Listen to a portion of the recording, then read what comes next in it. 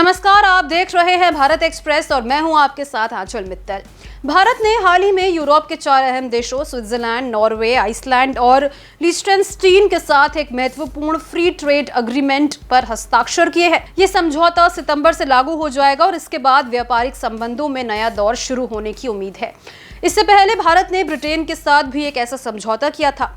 इस नए समझौते का सबसे बड़ा असर ये होगा कि अब इन देशों से आयातित कई वस्तुओं पर सीमा शुल्क पूरी तरह समाप्त या अत्यंत कम कर दिया जाएगा।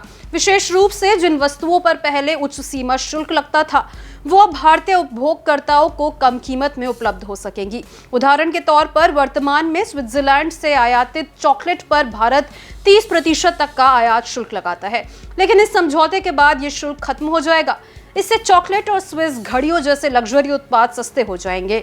सिर्फ उपभोक्ताओं को नहीं, बल्कि इस समझौते का व्यापक आर्थिक प्रभाव भी देखा जा सकता है।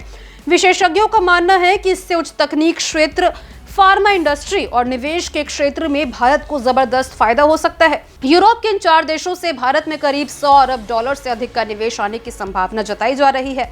समझौते के तहत कुल मिलाकर 90% उत्पादों पर शुल्क खत्म किया जाएगा। इसका मतलब है कि अब इन देशों से आने वाले अधिकतर सामान भारत में बिना भारी टैक्स के बिक सकेंगे।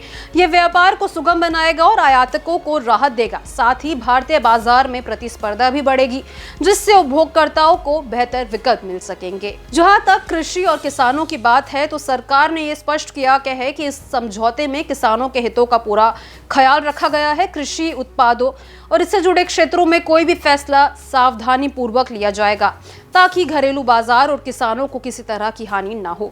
फ्री ट्रेड एग्रीमेंट का उद्देश्य है कि देशों के बीच व्यापार को आसान बनाया जाए और बाधा रहित भी बनाया जाए। इसके अंतर्गत न सिर्फ सीमा शुल्क में छूट दी जाती है, बल्कि सब्सिडी जैसे अन्य व्यापार अवरोधों को भी हटाया जाता है। ये समझौता पारंपरिक व्यापार सुरक्षा उपायों के विपरीत है और मुक्त व्यापार को बढ़ावा देता है। ये समझौता भारत और यूरोपीय देशों के बीच आर्थिक साझेदारी को नई दिशा देगा और भारत को वैश्विक सप्लाई चेन में एक मजबूत कड़ी के रूप में स्थापित करने में मदद करेगा। इससे भारतीय अर्थव्यवस्था को नई ऊर्जा मिलने की पूरी संभावना है। तो इसको लेकर आपकी क्या राय है, कमेंट बॉक्स में जरूर शेयर करें।